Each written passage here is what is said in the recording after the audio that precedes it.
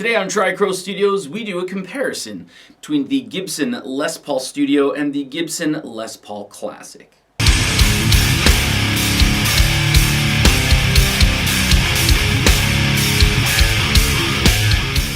So very quickly, before we get into the sound samples and then the specs and everything afterwards, I do want to note here that the Gibson Les Paul Studio that's being used is a 2013 model, made in 2012, but it's a 2013 model. It has the exact same specs, save for basically three things, and that is the fretboard is not rosewood, it's granadillo. However, I can't tell the difference in this one. Usually you can for granadillo. This one here feels exactly like rosewood.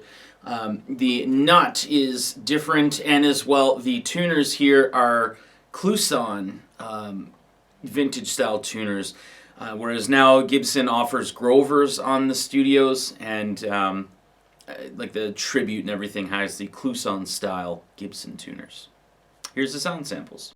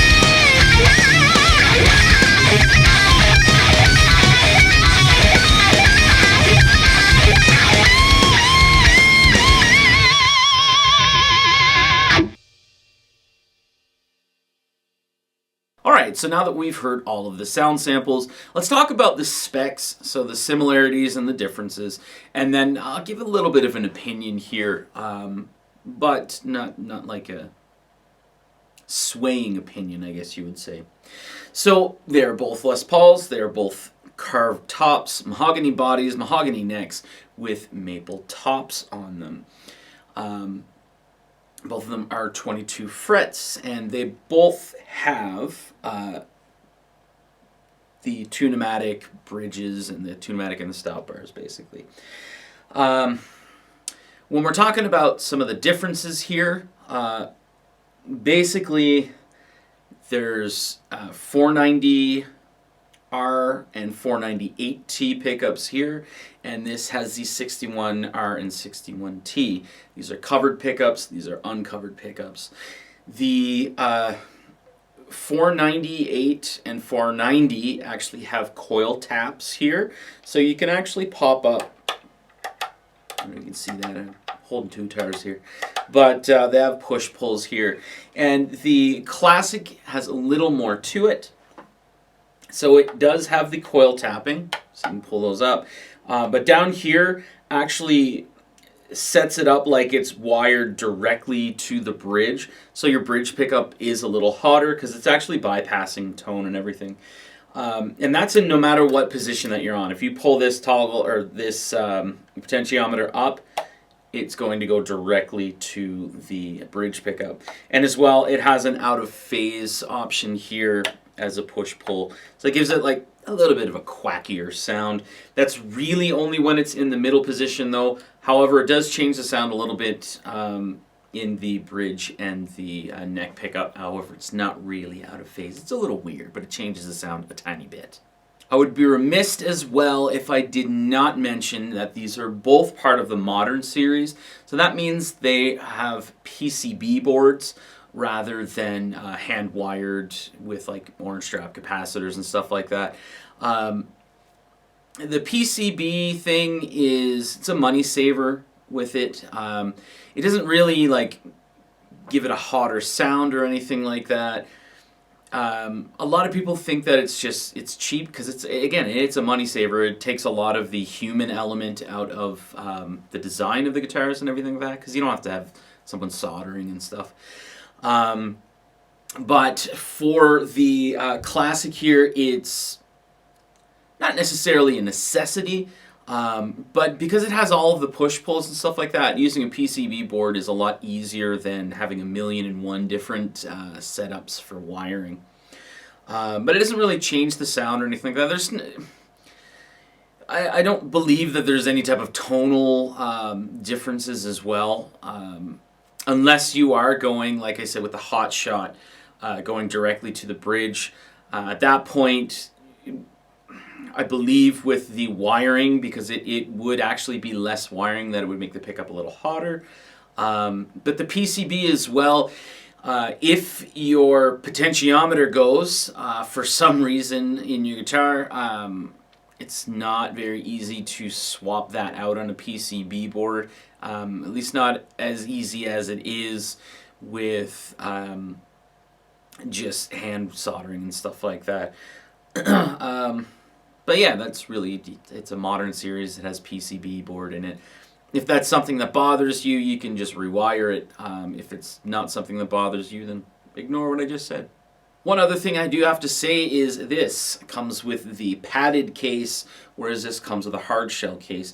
Now I believe, maybe this is incorrect, but from what I've seen with, like, because of all of the, like the I want to say fan fret guitars and stuff like that, and like the headless guitars, they don't actually usually come with hard shell cases. They come with like padded gig bags and stuff like that. So it might be something that the newer generation of players actually looking more forward to, like heavily padded gig bags than hard shell cases.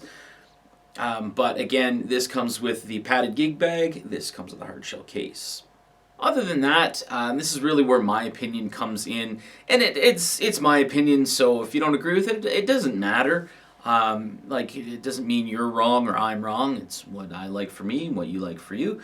But A big part with Les Pauls would be the weight of them.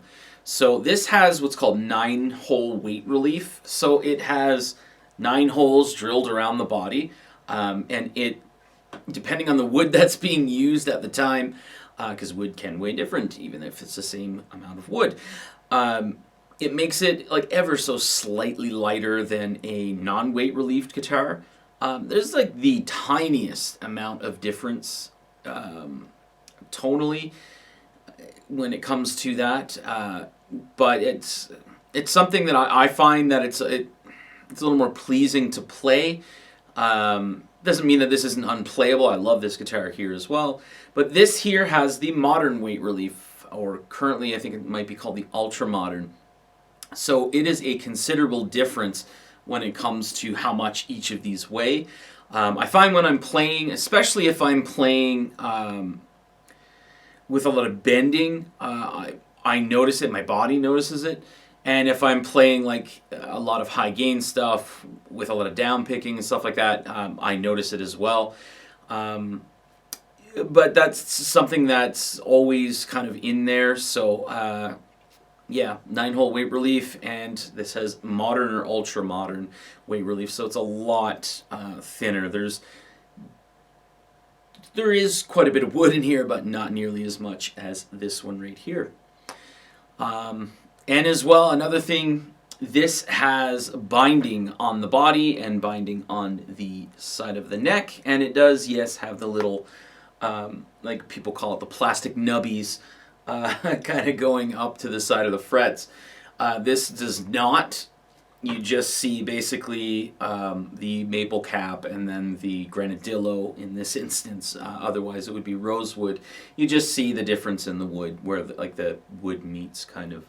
I've always found, especially depending on the type of binding, whether it's more plastic feeling, I find that's a little more comfortable than when it's kind of just smooth matched to the body. But a lot of people, some people do argue like, oh, it makes no difference whatsoever. Some people will argue to the end of the world that it does. I find that it does, especially if it's a little different than this one here. That's another difference that you kind of want to keep in mind. And then we got to talk about the headstock here. Headstocks, same headstock. However, this right here is a silkscreened logo, whereas this is an inlaid logo here. Again, that's personal preference. It's just whatever you want there. But this one here, again, Grover tuners, and this here on the newer studios would be Grover tuners. However, the older style studios did come with Kluson or Gibson Kluson style tuners. And they both have the slim tapered neck to them. Both of these guitars, again, they're part of the modern series, so they have a little more extra to them because it has the coil tapping, the hot shot to the bridge, and as well the out of phase. So saving the fact that it's PCB and it doesn't really have like specialty capacitors or whatever. They're like $7 to buy those capacitors anyway. But this might be a little more bang for your buck because you do have a little more tonal options in them. Both are extremely great players. Again, the weight can factor in, so if you really do like a lighter guitar, then this is probably going to be more up your alley. If you like the heavier guitars, this is going to be a little more up your alley. There's definitely a price difference. Here in Canada, it's like a $900 price difference. This is $900 more than this is. Anyway, that's really all I've got to say about the differences here and the similarities. Both are, again, phenomenal playing guitars. And yeah, it's just really all I got to say. I love Les Pauls. I have, I think, 12 of them at this point. And I wouldn't really bat an eye if I saw a good price on a newer studio and picked up yet another studio. Anyway, thanks for watching. I've been Ryan from Traco Studios. I say day.